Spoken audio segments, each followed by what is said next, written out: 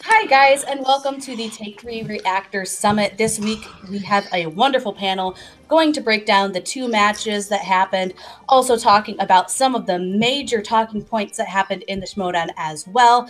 To begin the episode, I wanted to talk about something that I saw on the MTS pages and on Twitter a lot, and it was people who were complaining a little bit about the live match and how they had to wait 2 whole weeks to watch the match.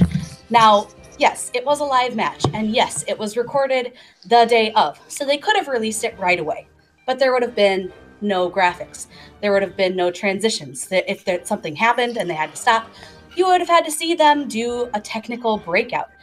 So there's a lot of reasons why waiting for this match is better than having to sit and watch something with potential issues or potential errors, editing things, that kind of stuff that could easily be taken care of in just a few weeks. And to me, it was a little silly that people were upset that they had to wait a couple weeks to see these matches. The other thing is spoilers. Now, I personally have had the result of one of the matches spoiled for me already, but I don't know the result of the other one. And I haven't seen very many people posting about the results or anything. So I think that people have done a very great job of keeping spoilers, one, off the pages, two, off Twitter. I don't think that's really an issue. Moving forward, I think what we can expect from these live events when we continue to see them is more of the same. Fans who are just, passionate about the game and understand that everyone wants to be able to see these matches with a fresh eyes and without spoilers attached to them. And I think that's great that we have a community that will continue to do that. And if you want to see more of these live events happen, you can do a number of things. You can go and support the Patreon. If you can't support the Patreon or prefer not to, make sure that when these two live matches come out that you are liking and commenting on the videos. Really simple steps, but the more views these get, the more likely we'll see more of these live events. And I can tell you right now, I'm a little selfish, but I absolutely want to see a live event in the East Coast. So, if you want to see a live event in a certain area, comment it in the videos and be like, bring it to Chicago or bring it to New York. And I would appreciate that because I would like to go to one. So moving on, we are going to get right into the summit to talk about these matches. Let's go.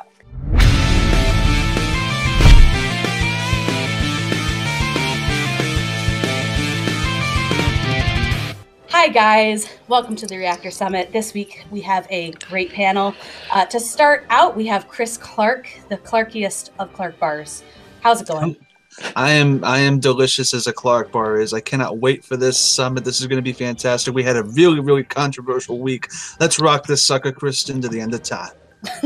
Perfect. We also have recurring guest and person who I can pretty much count to be on every episode, Malcolm Lay. How are you doing, sir? I'm doing pretty good. I mean, you can always count on me, even though it means me being up at 8:30 in the morning in New Zealand. So. Well, luckily we do this late enough that Malcolm can join us. We also have a newcomer to our show, a little guest spot. His name's Cody Newberry. How's it going? Why don't you introduce yourself so some of our viewers know who you are? Hey guys, thanks so much for the opportunity to be on here. I've been on a few of now my second reaction with you guys. Love the channel, love everything you do, so I'm pretty excited to be a part of this. Yeah, I'm just a Schmoedown fan. That's pretty much all about me. Great to have you, dude. Yeah, I'm really excited. We love having new people on as guests because we do like to get different perspectives. If you can't tell, the majority of us on the summits just kind of like everything that comes out for the Schmoedown, so we aren't big complainers. So we do want to get some different perspectives. On that note, we are going to change up the format of the summit just a little bit. As you can tell, there's going to be more long-form discussions like what happened in the intro. It broadens the discussion and brings more people in and more perspectives. So moving on to the matches for this week, we had the Shirewolves versus the Lion's Den, and we also had Ethan Erwin versus Yolanda Machado. Sorry, Abe. That's how they said it in the video, and that's how I'm saying it for our video. So, for the Shirewolves versus Lion's Den match, obviously this went how I wanted it to go. But it was a lot closer than I expected, and one of the reasons we will be discussing. But for right now, we're just going to talk about how we thought about the match, who we thought performed very well, and the expectations getting out of the match. So to start this out, we're going to go to our guest of the week. And Cody, what did you think about this match? Well, I mean, I know there's a select few that probably want the Lions Den to win. I'm not one of them. I wanted this team up to happen for a while with Clark and Rachel. It was really a lot closer than you think it would be, because that normally happens when Tom Dagnino's involved in any match. It goes not the way anybody expects it to go. But I like the side of Clark that we're seeing in the Schmoedown now. She's always been the classy one, but now she's adding the sassy to her, and she's getting quite fired up with how bad she wants a title belt now, and you can see it. She's always wanted one, but now it's clearly on her face, and she'll do whatever she can to get one. And then with them getting Charlie Sheen, that was about the best thing that they could have probably grabbed on that wheel, because Tom Dagnino and Charlie Sheen have a lot in common of being a little bit out there. So it was a great match. I really enjoyed it. Great. I also liked it a lot. I thought it was very competitive, and I love any match that's competitive. So, Malcolm, what did you think about this match? Like the match, it was closer than what I expected. But then again, with Tom Dagnino matches, like you don't know what to expect, because you're either going to get Tom Dagnino, who knows a lot of stuff, or you're going to get Tom Dagnino, who just knows absolutely nothing. Getting Charlie Sheen was really good pull for them, because it worked in their favour. Dance movies could have worked against Shirewolves, but they managed to do really them in the game. Yeah, so I mean, it was pretty good, and I mean, like to see Shirewolves maybe go up against critically acclaimed or late to the party. So yeah, I would love to see the Shirewolves go up against a better, not that Tom and Ken aren't better, but you know what I mean, someone with a better record, with more under their belts. I would love to see that as well. Chris, what did you think about this match, and give us your opinion on where you want to see them going in the future? Well, look, the Shirewolves, they have a lot of potential with Rachel Cushing and Clark Wolf. They have been proven that they, on each team that they've been on, have been successful.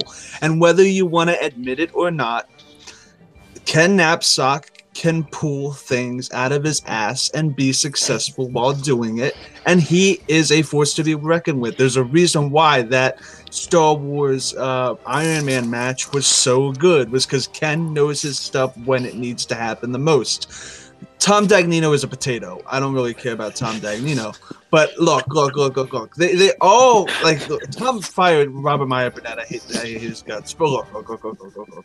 This entire match was actually closer than we thought. I mean it. It was really closer than we thought, and we're probably going to discuss the controversy as a separate thing, I'm assuming, but I feel like overall the match itself, as what it was actually a very, very, I don't know how to describe it. It wasn't as unpredictable as you probably would have thought it would be, just because it was so close up until the end.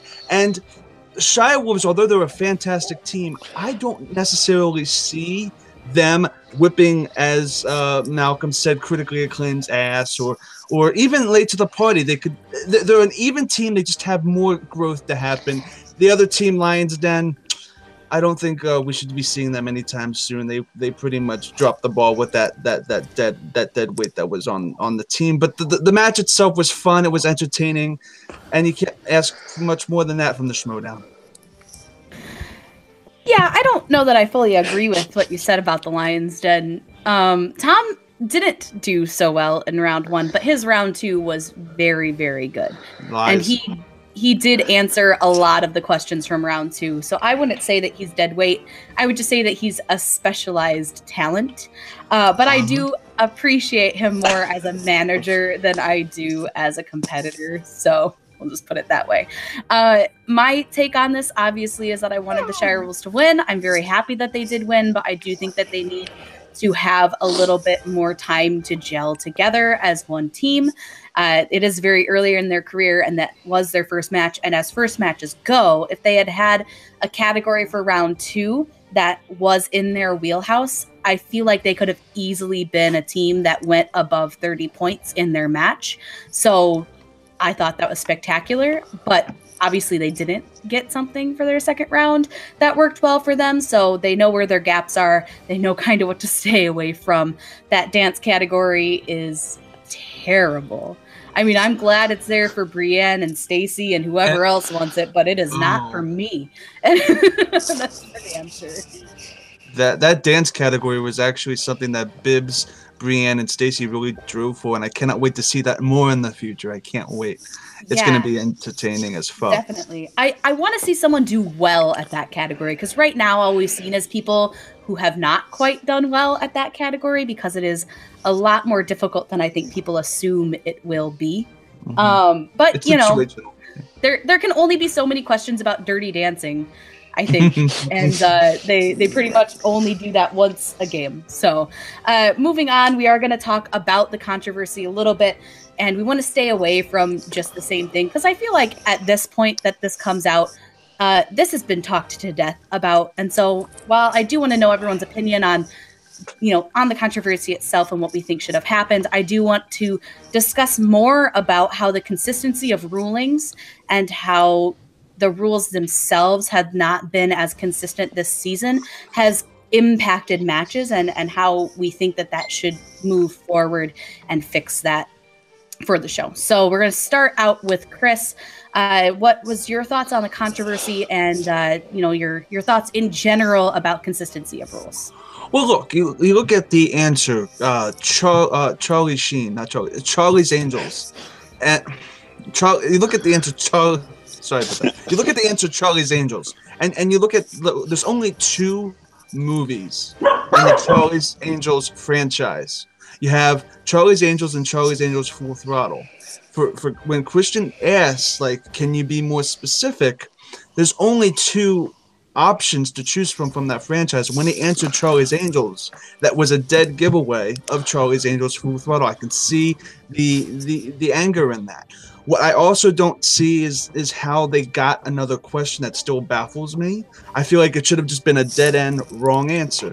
Now, as you were talking about for consistency, we gotta make note that these matches are pretty much shot all at like a few at a time, and I don't know specifically when the top 10 versus Patriots match was filmed, but I would assume that just Christian being a human, that error probably just happened spontaneously, and he probably didn't think about it. It wasn't something anybody really thought of unless you're at the table and thinking about it from a competitive point of view. And when you think about it from that and from the player's point of view, things do get overlooked, and people are human. I feel like it's just a human mistake that happened, and we just have to push through and make sure it doesn't happen again. That's the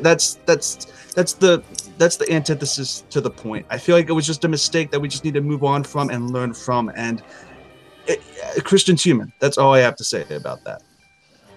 Yeah, and I agree with you. There's going to be a lot of snap judgments. It's like any sport. When you're watching it, a ref can make a call, and it can be the completely wrong call, and I will yell at the television a lot when that happens, but that doesn't necessarily mean that in the heat of the moment you can't, you know, explain why it did happen. Cody, what were your thoughts on this? Well, I'm with you guys on the consistency of the rules. What I think what happened with Christian, which again, he's just human, I think that it was his bad on there instead of ruling, so he tried to make up for it with giving a new question. But I completely understand with Clark's point and Clark Wolf's part that I think there needs to be a set rules that they come up with, that it's incorrect or it's correct. The giving of another category, another question changes everything about the match. It's happened in top 10. It happened there. But it just if it's okay for newbies to twist the rules a little bit, it has to be the same way for the veterans. Like we were talking before we went live, like the Sleeping Beauty on Drew McWeeny, but right before that, I think it was World's Finest or the Kingsman, one of the two. Yeah. They got it correct with the same exact how they spelled it. So we just need a consistent basis on it, because I understand why some of the rules, some of the veterans are getting really upset when they're playing. What I just think we're thankful for that the Shirewolves won this match, because if they did not win this match, and based on that, there would have been we would have been talking about it till the end of Schmoedown, I think, because it would have blown up, because those are two of the top people, and that's why Top 10 and Patriots went so crazy, because those are two favorite teams from two different sides. It's just they need to iron out the rules. It's correct or incorrect, no more here's a new question, because that makes it difficult, because you could have not known the first one, but the second one, boom, he instantly knew it was the mask. So yeah, I mean, I agree with you, especially your points about some of the previous rulings with, I mean, you stole my point, but that's okay, because you said it very well, so I'll allow it. I'll allow it. But yeah, I agree with you about the point with that, the writing out of the answers with like the Sleeping Beauty. He spelled it Sleeping Bee in one match. In the next match, they did not count it. I do think that consistency should matter.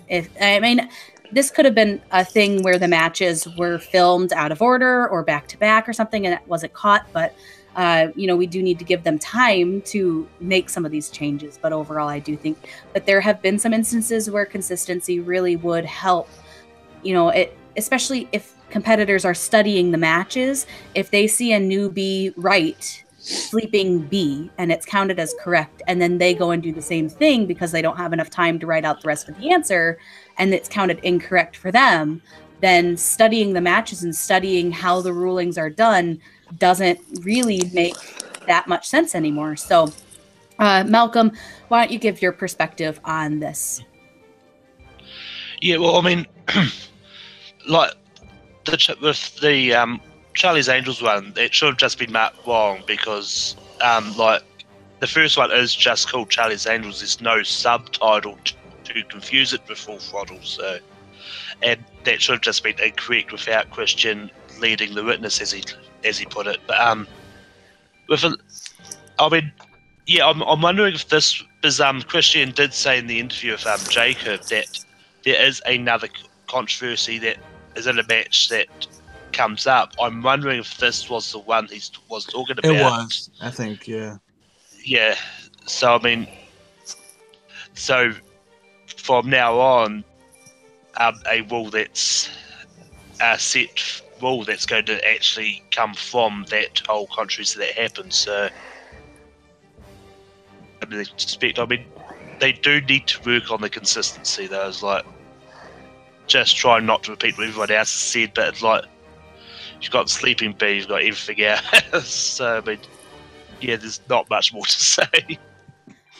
Yeah, and the last point I want to make on this is I completely agree with pretty much what everyone has said at this point, that the question that was asked was perfectly fine. It was an acceptable question. The answer that was given was incorrect, in the way that Christian asked for the full title pretty much ensured that Tom got the answer correct, because, at that point you're thinking, well, I said the first Charlie's Angels, and he wants a subtitle, which is only applicable to the second Charlie's Angels. So it did narrow down the fields for him, and it did get him the right answer. For throwing out questions and bringing a second one in, I think that there are specific use cases that's something that should happen. Like if the question itself is what is being challenged, like there can be multiple answers to this question, or the way that the question was worded was confusing, therefore was hard to answer. I think that that's a use case where you can get that second question and that makes sense.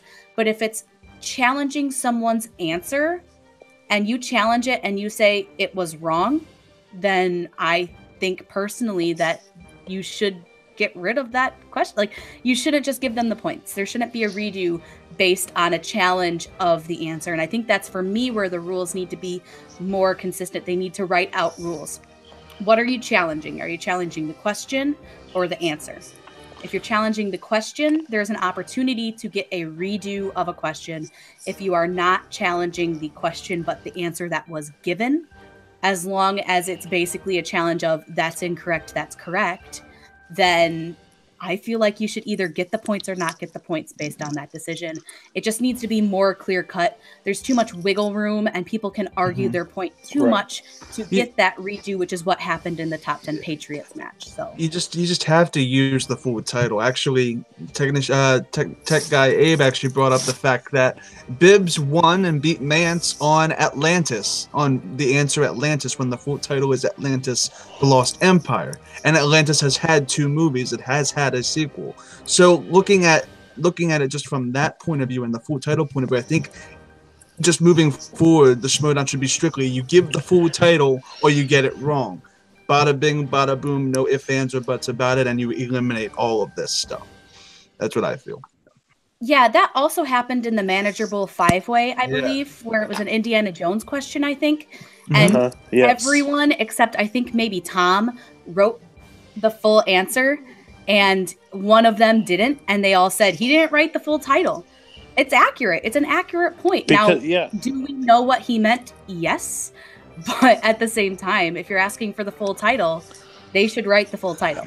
Yeah, well, in Indiana Jones's defense, like Indiana Jones and the Last Crusade, Raiders of the Lost, that's a lot to write down on a whiteboard in a short amount of time. If you say Raiders of the Lost Ark, The Last Crusade, Temple of Doom, you should get that point. But I mean, if it's Atlantis, when it has a subtitle, or when it's something with a subtitle attached to it, you can't just give the general meaning, the general thing, or you get it wrong. Because you could write Star Wars on a thing, and what are you talking about? Star Wars Empire Strikes Back, the 1977 version? It gets a little iffy with that stuff. I feel like subtitles, if you just write the subtitle, that's fine. But if you write the major title, it gets complicated. I would say that definitely depends on the franchise, though, because in the case of Atlantis, if you just wrote The Lost Empire, I would not give you that point. If you just write A New Hope, I mean, I feel like you have to write Star Wars. You have to write Indiana Jones. Like, that's the actual movie. Yeah, it's a case-by-case. I just feel like we can't do any more of these case-by-case basis. It needs to be a consistent rule so competitors know, can I get away with this or can I not get away with this? If they're going to allow you to just write the subtitle or just write the intro, then that needs to be consistent so competitors know that. Or if they know the answer is a long title, add on an additional 5 seconds. Add on something like they do for other questions if they know the title is long. Right. Cody, did you have something on this one? Well, yeah, that's like with the Manager's Bowl. Why 3 of them got upset with it, because the wording of the question was, what's the full title to Indiana Jones? So the 3 of them said, okay, you're wanting me to write all this out. But when they went to challenge, like Mark Ellis and Christian was like, I don't see the big deal of writing 9 extra letters. But that's the whole thing of the consistency. Would it have been right in another case, or would it not been right in that case? It's just, I think they give more pressure on the stronger competitors, which I completely understand because they've played the game longer. Then that's the frustrating part about Roka's thing. He played so many times. Write the answer. You know the rules. But it has to be consistent across the board. Add extra seconds, but you need to make a ruling that fits correctly. Like, you know, if you're needing it to be, what's the name of the movie? They said, what were you talking? I can't even think of the movie that they got wrong about, the Shirewolves, but or the Tom Dagnino and them. But they missed the subtitle on it, so that's the whole point. You have to be consistent in giving the answers. Yeah, and the top 10 thing is interesting because Roka has played for so long, so sometimes the length of how you are playing does come into effect. So when they started using the whiteboards, it was a safety net. So that if whoever went second, answered the question, we knew that they knew the answer. Whoever answered first, if they gave the answer, we know they know the answer. So that's how John was playing it. You know, he said the answer out loud. Obviously, he knew the answer. You could tell that he had started to write out the name. There was a very visible J and a very visible F. And whether or not the rest of it was visible or not, he did give the correct answer, and he didn't get it from anyone else. So that's where he was coming from. But if the rules are going to change, and if how things are going to be ruled on are going to change, it just needs to be more consistent. So that's, I think, the point we're all trying to make here is it's better for fans so that we know what we should and shouldn't get upset about. Because if you watch our reaction, I very clearly called the decision about the Shirewolves bullshit multiple times. Yes. It's basically, this is my sport, so if something goes wrong, I'm very vocal.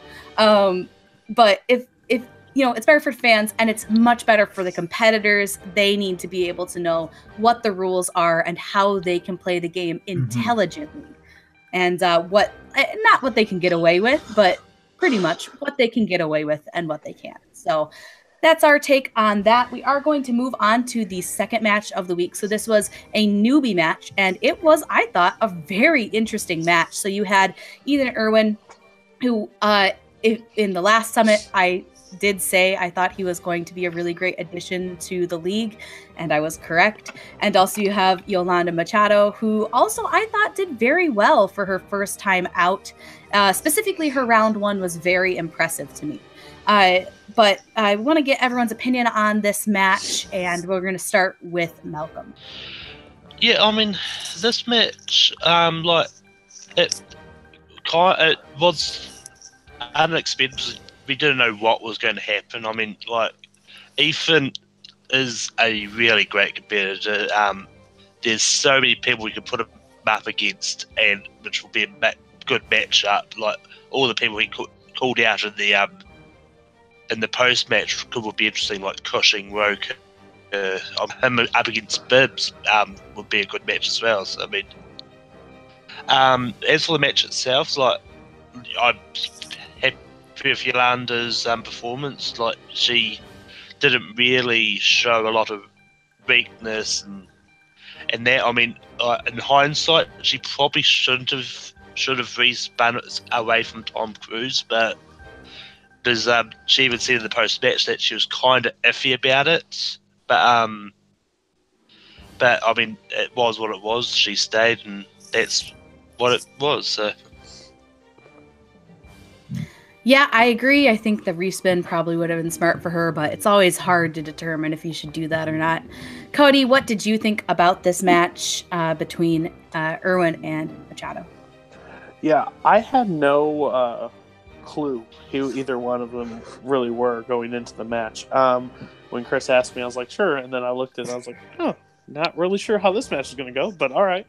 But I really, how I described it in the reaction, that I think Ethan had like a Lon Harris kind of debut. He just went out there and just played his game, played like the perfect game for an opening round. And these are like some of the moments, like in the Facebook group, that they don't like newbies or they do not like new players. And then one of these guys shows up, and I'm like, this is the frustrating part. Like, yes, they're good people. The lights do change the thing. But I think Machado played a great round too.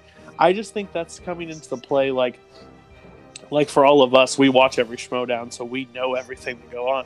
So if we hit Tom Cruise, we know to probably respin that category. But to not know the game as well as we know the game, she just stuck with it. And she's like, sure, I probably know Risky Business or something like that. And it's not that kind of round. So that's the frustrating part for her. But I think Ethan has his eyes set pretty high. But I don't think he should go after Rachel right away, and I don't think he should go after Roker right away. I think he should take on Ben Bateman, see how he does against Ben, and then move on from there. And I would love to see Machado back in there, maybe join a team or or somebody like that. I think she'd be great, and she's a great personality, so that's exciting to see. I agree completely. I actually think Erwin versus Bateman would be a really good matchup, so I'm glad you brought that up. Chris, what did you think about this match, and who do you possibly see Ethan Erwin going after next? Well, look, this match for a debut was actually really, really solid on both accounts. Look at I'm going to go with Yolanda Machado real fast. On the rundown that released, Rachel Cushing actually describes Yolanda as she's a wonderful person, and I can get that. She's a very wonderful person and a wonderful personality. But look, she got 10 points in her debut against Ethan Erwin. Now look at Rachel Cushing versus like Nick Scarpino. She played just as well as Yolanda did, and it's just that Yolanda went up against Ethan Erwin. Had she gone up against somebody else, she probably would have won the match. She's one of the top contenders of this new batch of people, and you can't overlook that. And I hope to see her again. I hope losing didn't discourage her or anything. She seemed like she wanted to come back. I could see her going up against her, teaming up with Joelle. I could see her. I could see her doing a lot of stuff in like maybe in Inner Geekdom if she's an Inner Geekdom person. If she's just mainly movies, I'm not too familiar with her. But with Ethan Erwin. The thing is, and I noticed this during the reaction, is that a lot of these questions were either actors, dates, or they weren't necessarily about the actual specific movies themselves, just IMDb information about the movies. I am curious to see how Ethan does go moving forward with questions that are more deep cut, more about the movies themselves before I pass judgment. I would love to see Ethan go up against maybe Jim Vejvoda, or go up against Bibiani, or go up against somebody else like that. He has the knowledge, but I'm curious to see how that knowledge moves forward, because Chris Skalisky and the crew were really lenient on this match with questions being less deep cut and more about the movies themselves. Getting deeper and deeper into these matches and getting harder and harder and harder from the newbie perspective. It's going to be interesting to see how well he actually does, because I don't know if you guys noticed the questions, but some of them were softball, and I gotta see how Ethan does in the future, but he seems promising, and I can't wait to see Yolanda again. I agree. I think that the newbie matches, they give a little bit more softballs in round 1, and round 2 I think is a little more of a traditional round 2. But I think that's on purpose, because they want them to get used to the format, and I understand, and I think that's fine. Like you don't want them to come right out of the gate with a championship match type question. Like those are supposed to be the more difficult questions, because it is the championship round. It should be the hardest round that anyone has had to play in their entire career. So I think that the way that they do it does not bother me. I think maybe some other people are upset about softball questions, but they're new. Give them one easy round. For me, I thought Yolanda did a good job. I thought her round 1 was very impressive, and the fact that she just played the game very cautiously. She got multiple choice, and she almost got all 4 of them right, and that's fine. But she did miss the one, but outside of that, I thought she did well in her round 2, and if she had been less cautious and either respun or not gone to multiple choice as often, she could have walked away with a few more points. But you did see in round 1 that she does have the knowledge there, so she just needs to learn how to play the game and learn to not be as cautious, and I think she could be a very good competitor moving forward. Now Erwin is completely different. He's something else, because he has a lot of inside knowledge on a lot of these movies, and he talked about one of them. He's like, oh yeah, I worked on this one. So some of these movies that he's getting questions about, he like actually knows about them because he was there, or was a part of the process at some point. So it's an interesting perspective to get, especially for a trivia game. And I'm looking forward to seeing what he will do next. I would like to see him going against someone with a similar record. Now, if that's Ben Bateman, I think that's a really good matchup, like Cody said. But I could see him going against really anyone with a similar record. I would actually like to see him go against a Lon Harris. If Lon wasn't, trying really, really hard to go against all the wingers, that's fine. The wingers need to play more because they're hilarious. But I hope that works out. I'm really looking forward to seeing what he's going to do next. And that actually moves us into our conversation about this match, which is going to be about the newbies, because we're kind of at the end of this round of newbies that are coming into this competition. We've had some really great people from the perspective of good personalities. We've had really great people for perspective of actually good at the trivia perspective and good at the game, because not everyone's going to be good at the game. Not everyone's going to be great at the trivia, and not everyone's going to be great at having the person. So we're going to talk about some of these newbies and who we think has kind of come out of the gate the strongest. And we're going to start with Cody. Who have you noticed so far out of the newbies? Who do you think is going to go far in this tournament? And you can talk about whatever you want, their personalities or the trivia or whatever. I would say, well, like, of a single perspective, it may not just be trivia knowledge on this one, but I think Janine the Machine has the best chance of causing the most waves in the Schmoedown because of her attitude that she does is fantastic. The way she trash talks, especially with Jay Washington, she's killing the Facebook group right now with all of her, trash talk about how good she thinks she is or how good she will be or who she will take on. So I'm really excited to see what she does next. Hopefully she gets a few wins under her belt and they can keep going. I think she also will enter in the team league at one point. So I'm really excited to see what she does next. All right, Chris Clark, what do you think about the newbies? Who do you have in mind for a breakout performance in the newbies so far? Well, actually, I'm gonna take everybody who's won off the table because they're actually really good. Let's say Ethan Erwin, I can see him going for. Obviously, Lon Harris has a future. I don't think he's really dependent on getting the championship. I think he's just wanting to take out all the tech guys one by one, and it's hilarious. It's all hell. And Janine has a great personality. The teams so far that have been introduced, the only real standout to me is honestly World's Finest, and we're going to see how they do against Trek for me to make a final call on that. I hope we get another newbie team in the future, that's because they've kind of been a little bit lackluster so far, just because it's their first matches and they need time to develop. So I would say between Erwin, actually this match, Erwin and Machado, they both have a lot of potential. They really do. Yolanda could be the next Rachel Cushing, and Erwin could be the next Bibiani. We do not know. And I feel like this match in particular was the one that has the most potential. Janine, I can see her moving forward teams with Jay Washington and them causing hell. That will be hilarious and awesome as hell. And Lon Harris, of course, has a bright future. So I think we're in good company. Yeah, I agree. I do want to bring up the fact that the Shirewolves are technically a newbie team. Well, yeah. So, they are. It's their debut as a team together. So I would say that the Shirewolves as a team are technically my choice to be the best team forward.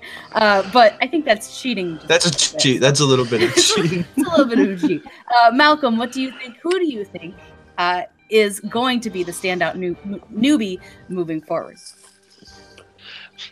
Yeah, I mean, you could probably argue the same about Tom and Ken, but I don't think they're going to be a standout of anything. So, but anyway, Ethan Erwin, I think is one to really watch out for. Janine the Machine, she came out of the gates swinging. She came out one and launched herself straight into what could possibly going to be her story going forward, which is going after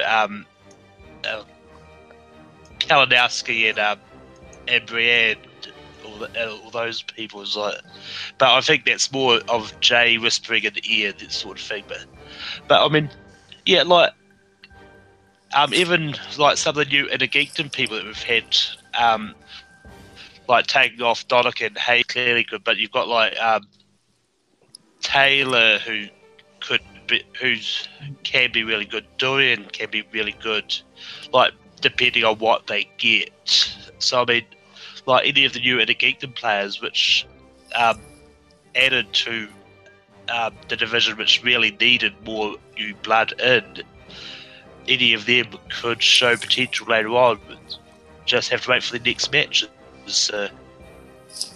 Yeah, I'm glad you brought up the Inner Geekdom players because I think Mark Donica and Jared as well have been some of the strongest newbies that we've seen so far out of this round of newbies. Specifically, Donica, I think, is going to, in my mind, I think he's going to win the match against Jared. Although I think Jared will give him a run for his money. He could easily win as well. They both were very strong in their debuts, but I think that Donica stands a bigger chance of dethroning Inman. Not that I think that will happen because the Star Trek questions are so... Like, no one studies Star Trek. If you're going to be, if you're going to be in the Inner Geekdom, watch some Star Trek movies. Like, you will get points because no one else knows any of the answers. So you're going to get some points up on your competitors. You might as well. I completely agree with that, Chris. And they're good movies. Not all of them, but like you just skip the ones with whales and stuff. It's not a big deal. The whale one is actually considered one of the best. The whale one is pretty good. It's not bad. I mean, that confuses me. Yeah. It's like actually a giant whale in space. It's all good. The Inner Geekdom crops makes me excited because I can see, like, I don't think Habon and Donica have much of a chance against Inman, whoever wins that match. But I feel like they will also get decimated by Robert Meyer Burnett when he does return into the limelight. So this entire crop of people in the Inner Geekdom are just fodder for Rob, and I cannot wait for it to happen. I guess you can keep thinking that, and Chris lives in his own world sometimes, so... I do not. I do, actually. He does. It's beautiful. It's a unicorn world, and I think it's fantastic. It's a great one. But I think that Mark Donica could technically beat pretty much anyone in the competition right now if he wanted to. And if Jared can continue to show what he did in his first match, he could go pretty far in the Inner Geekdom as well. I just think that Donica has a bigger chance of beating Inman. Teams, obviously, I think that World's Finest has the biggest chance of making a splash out of the new people.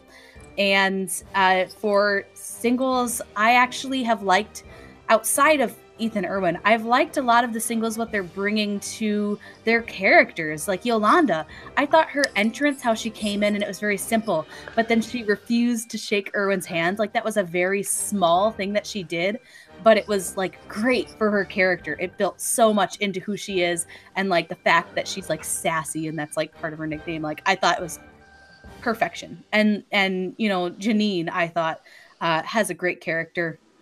And I think that's where some of these newbies are making their mark, is on the character side of it. So I love that. I can't wait to see what more of them are going to do in their second matches, and we'll get to see that soon. So that's great. Wait a minute. Isn't Yolanda part of the Viper Squad? I don't think that was announced. So maybe. She's not. I think the She's not. person. Yeah. No, yeah, the person I remember Jay posted something about. No, it's not Yolanda. It's someone from the show of Rotten Tomatoes. Oh, Yeah, it's not. Oh, okay. I don't remember her name, I but think she would be a great fit. Because she's sassy. I'm like, yeah, I think she would be. That's another thing. She should be in the Viper Squad. Hopefully this makes the cut. But yeah, Viper Squad, Yolanda. Yeah, go Viper Squad. All right, so moving on, we are going to have one quick discussion about the storylines so far, since we're coming up on the end of this kind of quarter of the year. What stories have we liked so far, and what we kind of want to see moving forward? Because one of the big critiques about this quarter so far has been the lack of storyline development and just kind of the lack of new storylines coming out. So let's drop it over to Cody. What storylines have kind of caught your attention so far? What do you want to see develop in the future?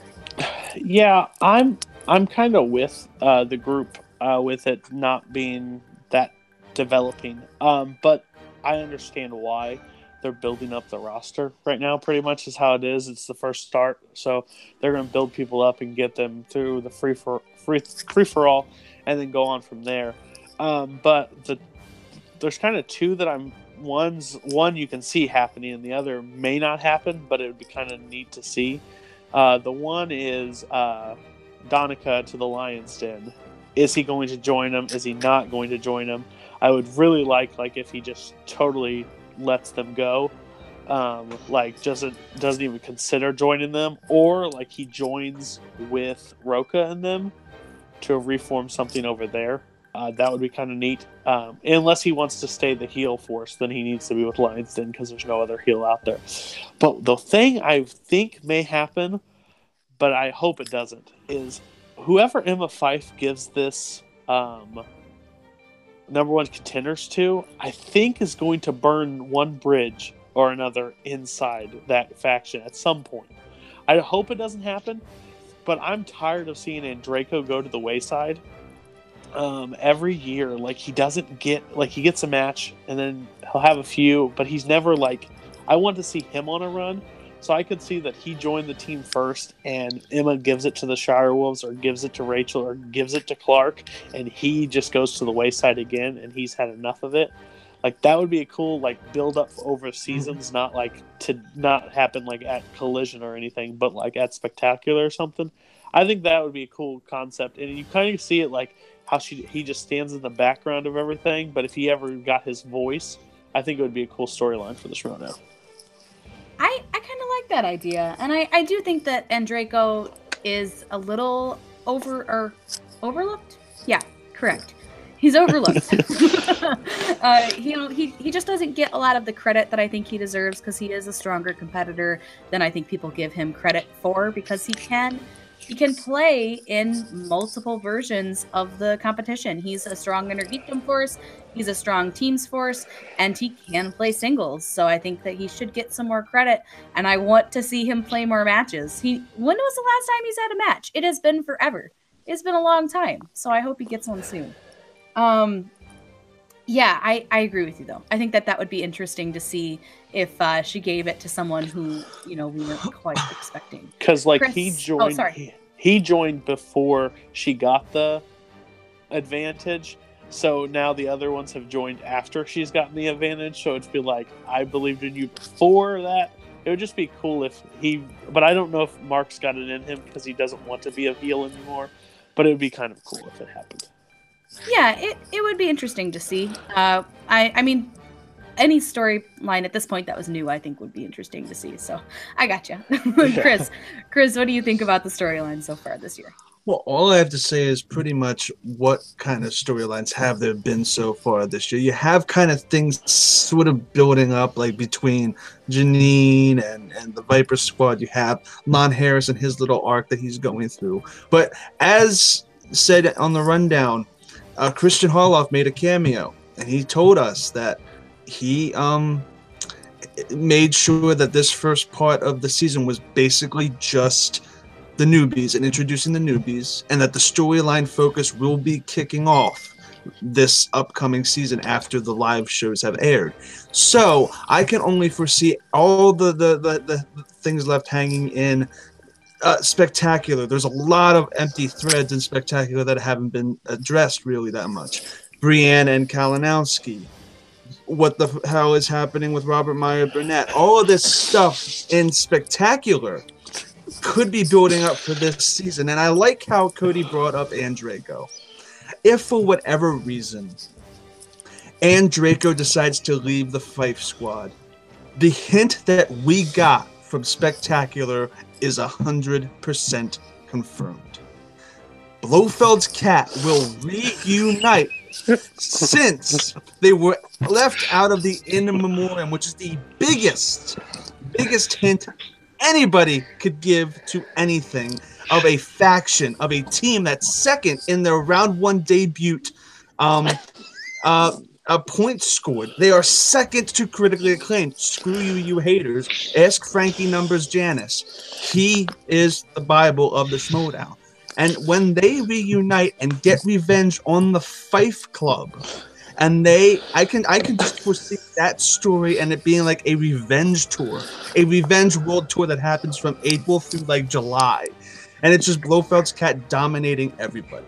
But other than that, I'm also excited to see like what the hell the stories coming up are going to be, because we haven't had that many stories, and you can't make a library without having some books. And I feel like the stories in the Schmoedown are just going to increase. We don't know where the hell anything is going, because it's still a show in the works. It's still a show in the womb, and it's waiting to be birthed.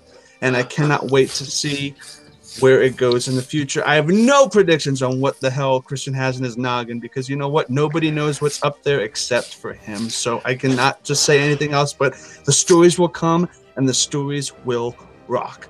I hope I made sense. I think. What a world it must be like inside of your brain. So we're going to move on to Malcolm.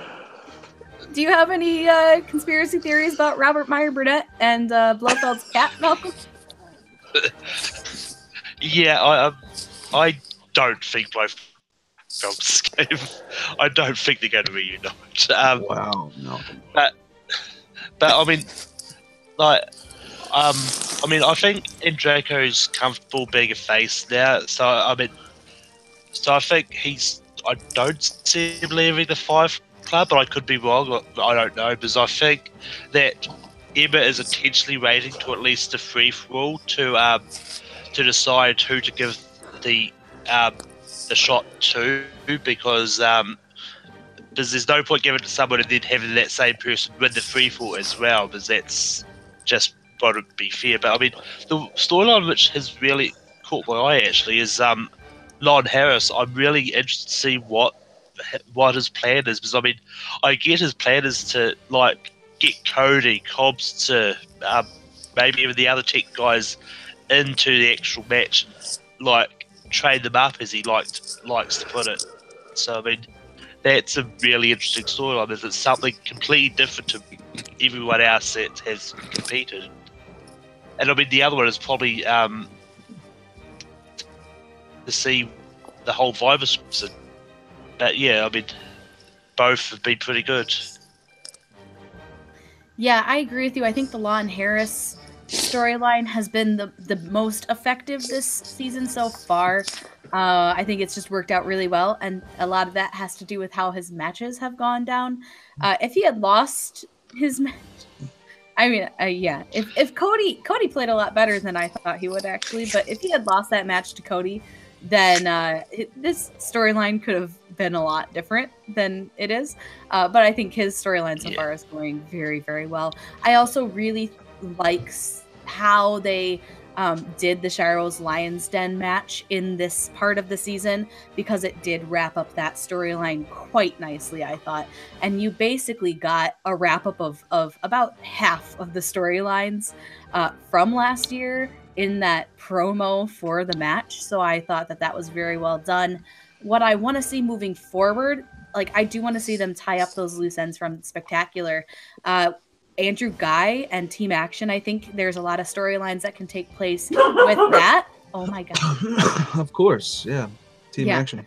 Team Action. There's a lot of storylines with that. There's also a lot of storylines that I think could come out of that top 10 Patriots match, whether or not it's something to do with one of the teams breaking up or not breaking up, or grudge matches or something. Like there's storylines in there.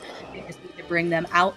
I also want to see more storylines with some of these newer teams. So you've got the Viper Squad, which is all new. I think that they could be interesting, and I think Janine's already got a little bit of something going because she keeps calling out Kalinowski and Brienne. I want to see their stuff coming through as well. So there's a lot of possibilities, and I would like to see more storylines based on the factions themselves. I think that's what I want to see moving forward, is factional based storylines. So like a Fife Club storyline, a Lions Den storyline. I think that would be really interesting to see moving forward. It also could cause a lot of drama within the factions themselves, and we can maybe break some of them up a little bit more than they've been broken up last year. Lions Den. And so yeah, we will see. Going on, we do want to give our fantasy updates, and to do that, we will be sending it over to Matt Kearns, who is doing some crazy stuff. If you saw last week's fantasy update, you'll know what he's doing. It's weird, but we like Matt anyway. It's cool. Who's winning fantasy, Matt? Who is it? Hey guys, Matt here with your fantasy update for this week. First thing we have is Take 3 standings. In first place, we have Kristen Smith with Team Corgis with 123 points. Second place, we have Immortan Jen's Schmoeboys with 85 points. Third place, we have myself with the Yodi Alliance with 75 points. Fourth place, we have the Penguins with 68 points. That's Chris Clark's team. In fifth place, we have Tiny Carrots with as well 68 points. That's Evan DeGraff. In sixth place, we have Abe Flores with Super Epic X team with 66 points. And in seventh place, we have Jacob London with That Movie Geek with 47 points. I mean, this is just a normal thing. We're getting more into the season, so Kristen is just running stuff right now. We have a lot of big matches coming up, a lot of returning teams, like, I know Rotten Tomatoes, Modoc, I believe if I saw in the Facebook group has a match coming up, so if you're someone who has a Mad Actually a Grey Drake, you're probably going to see points coming. I mean, the season's picking up, we're starting to get more matches. I think we're moving away from newbie month, so we'll see more of the regulars return, which are probably more of the people you've drafted. Now on to Take 3 trades. So now it's time to talk about Take 3 trades.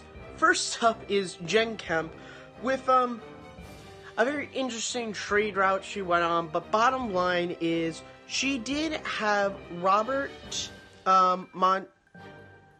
Montano, I believe I'm saying your last name correctly, Robert. She's now trading him for Greg Alba.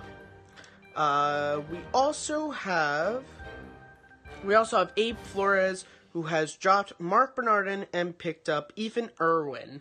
As you saw with Ethan's match, that was a very good trade on Abe's behalf. Even though I am a huge Mark Bernardin fan, he didn't really have a match coming up, so that was a smart decision. So that's all for your fantasy update, brought to you by FantasyMTS.com for your fantasy Schmoedown drafting needs. Back to you guys. All right, thank you, Matt, for the fantasy update. Again, I just like to hear that I'm winning things. It makes me happy. So continue to give those fantasy updates. But as soon as I start losing, then we're going to cut the segment out of the show. All right, so moving on to the upcoming matches for next week. We have a really cool week because we are actually getting the matches from the live event. So starting out the week, we have Wild Berries versus... Wild Berries! Wild Berries. Thank you, Abe. I was just waiting for Abe to say it. So I'm excited about this match. I think it has the potential to be one of the most fun matches we have ever gotten on the Schmoedown. To talk about these matches, Malcolm, what do you think is going to happen in these matches, and who do you think is going to win? Well, this is going to be really interesting because with the last Wild Boost match they had, in the post match they said they wanted to be the first team that goes 0-50 billion and 1 or something like that. But I mean, you're going up the real rejects who probably have about the similar sort of knowledge that the Wild Boost have. So this is going to be it'd be a really interesting match. And anything could possibly happen.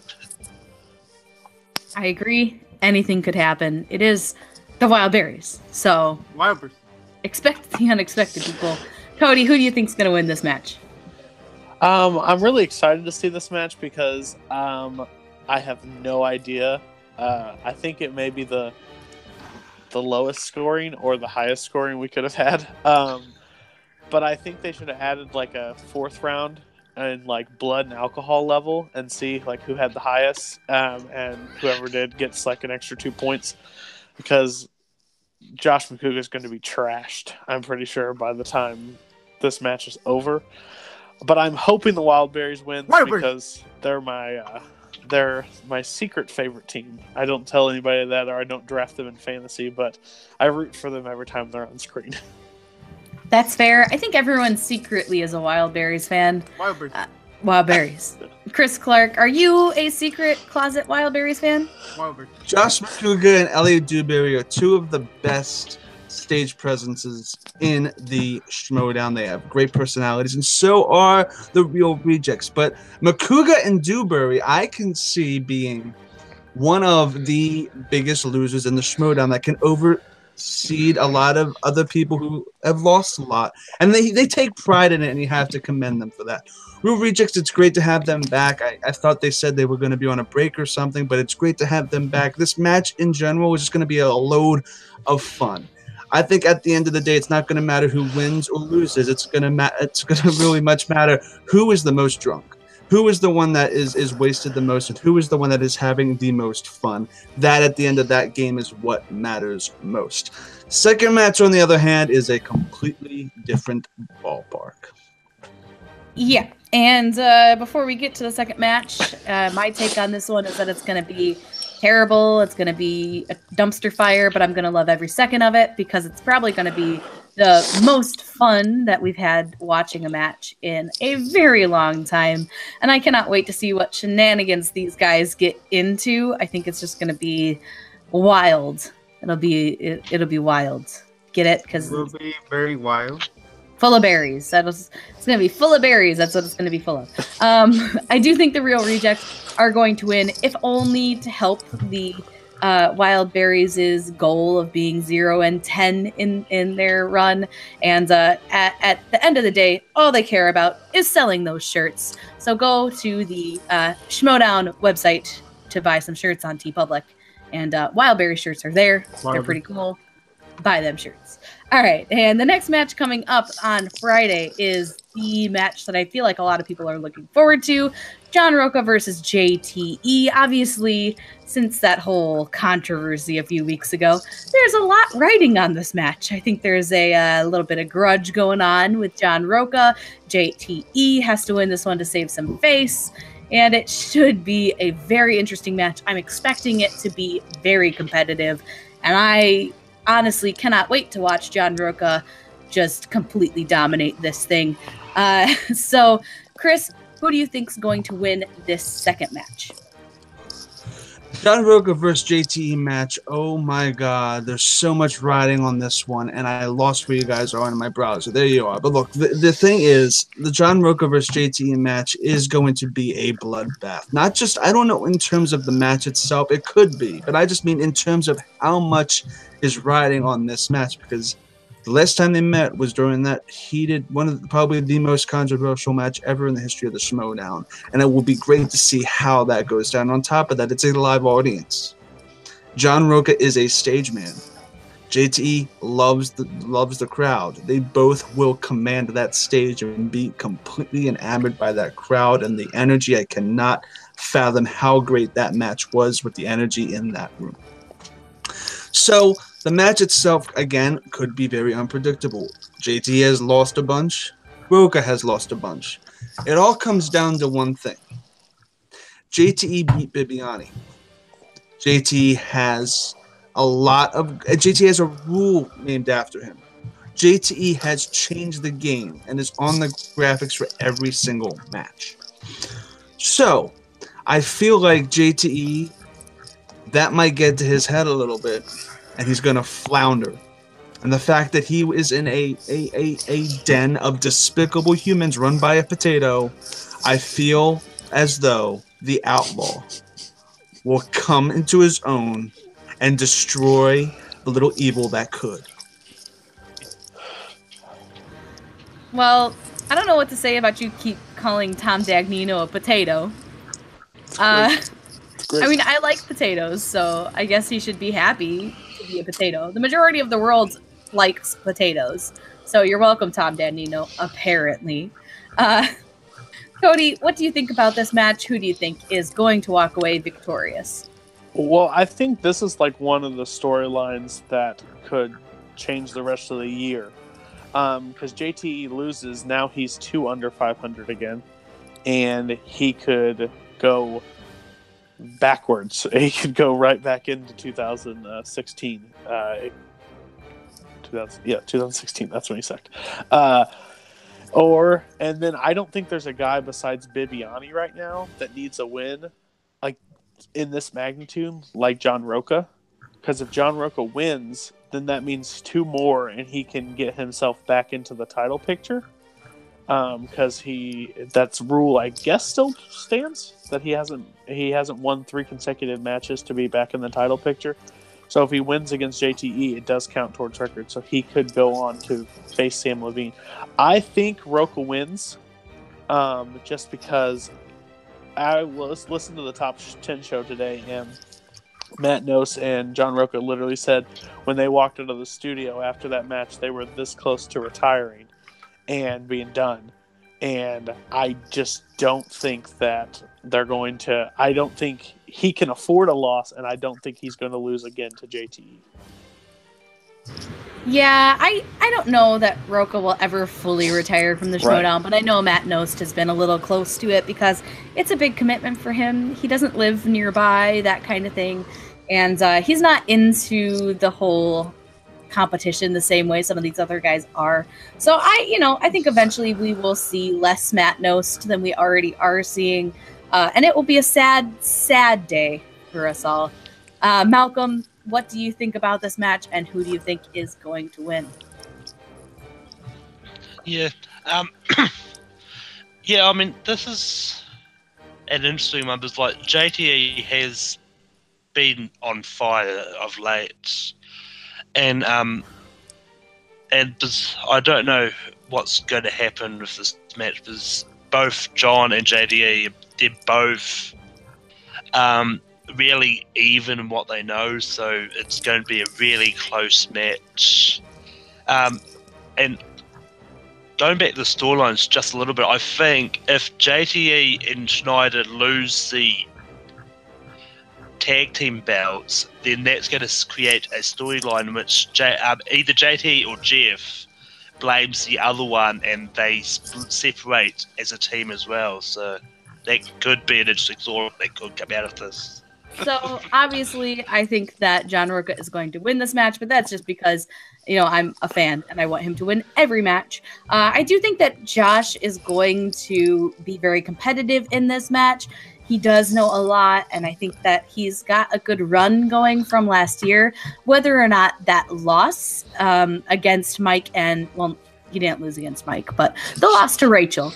Whether or not that loss to Rachel is going to play into how he performs in singles, because I think sometimes losing can get into his head a little bit, and it's been a little bit of time since he's lost a big match.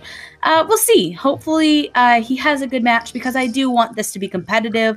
I want both of them to give their all, and I want whoever wins to have deserved that win, because I think that at the end of the day, this is one of those matches that I want to see it be fair and just deserved for the victory.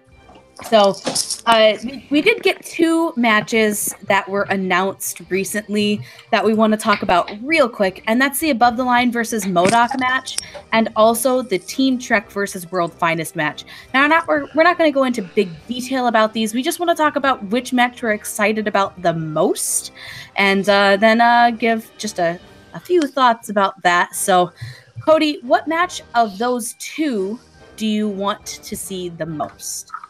As much as I enjoy Scott Mance in the Schmoedown arena, it has to be Above the Line and MODOK, because both of those teams are so entertaining to watch. Above the Line in their ability to answer questions, and MODOK in their ability to upset people and different entrances they pull off. And hopefully this time it doesn't mess up their chances of winning with their costume that they choose. So I'm excited to see that match, because Sam Levine, looked dominant in his championship match. So if they win here, they're the next shot at the Patriots. So, and I think they can definitely upset them as long as they've watched Remember the Titans. Yep, that should be a thing. Chris, which of these 2 matches are you most looking forward to? Above the Line versus MODOK. Above the Line versus MODOK. Look, MODOK has been proven to be a force. And had they not had those Russian accents on, maybe the Patriots wouldn't be riding such a high horse hot dog that they've been smooching off of. But I feel like with Above the Line, they're going to get a very, very good match from them, because you have Sam Levine and you have Whitney, and not Whitney. You have, why did I say Whitney? You have Drew McQueenie. You have Drew McQueenie and you have Sam Levine. And Drew McQueenie and Whitney do not look anything alike. But Drew McQueenie and Sam Levine are again a force to be reckoned with. And Sam Levine is one of the most heartwarming people ever. I cannot wait to see him get demolished by MODOK. Because, look, I need Sam Levine to lose. What he did to me in the past, what Drew has done to me recently, I cannot have them taste anything but the most sourest of saltiness is of salt. So, go MODOK, above the line. How about you be underscore the underscore there? Maybe they'll be they won't score a lot because instead of being above the line, they're gonna be underscores. Got ya. Damn. I hope that's a fucking t-shirt. But yeah, above the line versus MODOK is gonna be amazing. High horse hot dog, eh? All right. So Did I say that? you said high horse hot dog. Yeah, Don't know what that means. Definitely said high horse hot dog. Yeah, this is why we love you, Chris. All right, Malcolm, what of these two matches coming up do you have the highest expectations of?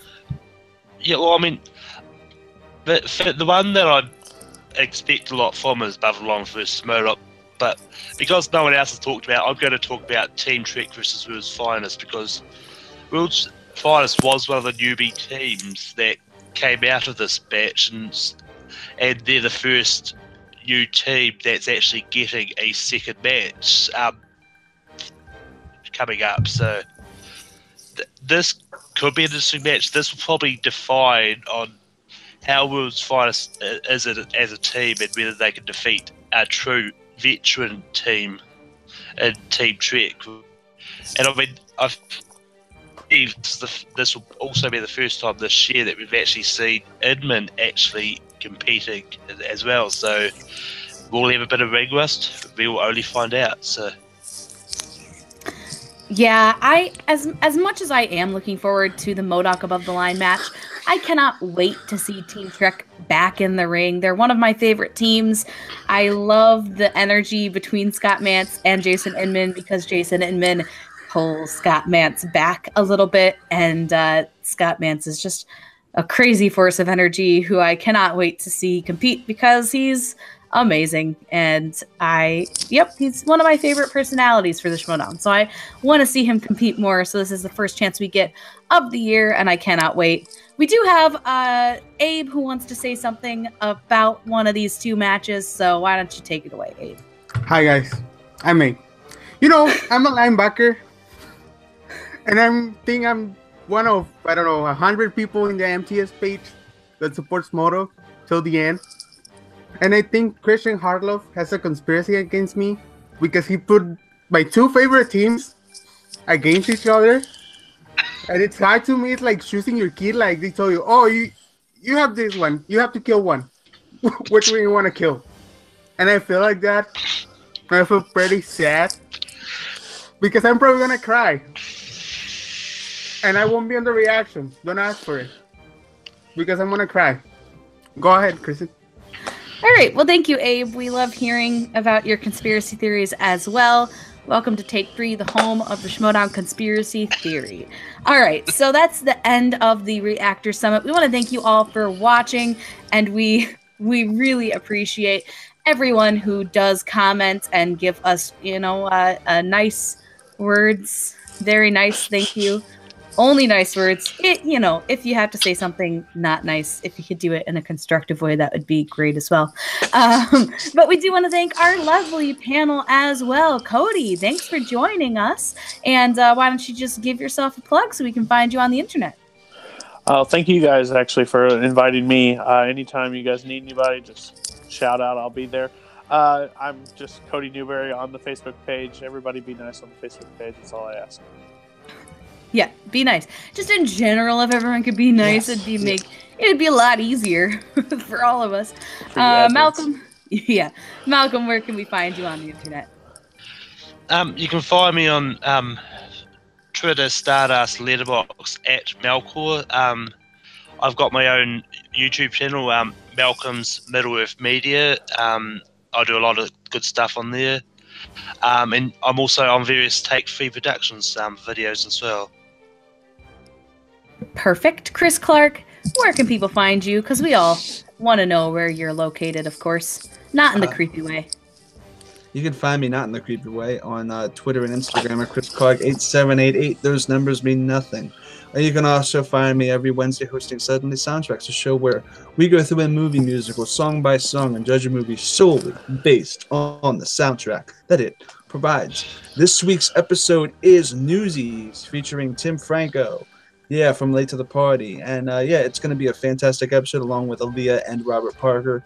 Make sure to check that out. You can also find me on YouTube at No Man's Land Entertainment and on Saturdays producing and editing the Schmoedown Rundown on SK+. Great. And you can find me on Twitter, Instagram, and Stardust at Smith_K10, the number, not the word. You can also find me right here on Take 3 being barked at and stuff all over the place on the reactions, on random family game nights, on musical things with Chris, but also right here on the Summit, hosting it most likely every week. And we want to thank you all for watching, and we really appreciate your time, and we hope that you guys all take care. I'm a potato.